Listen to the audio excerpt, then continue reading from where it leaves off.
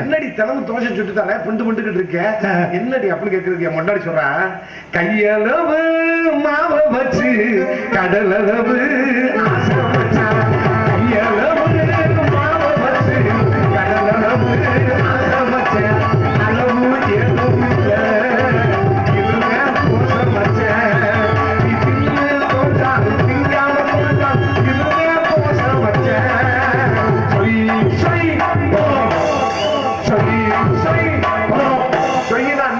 இல்லை மாவெடுத்து கல்லுல ஊத்தோம்னா சுருன்னு கேட்கும் பாரு.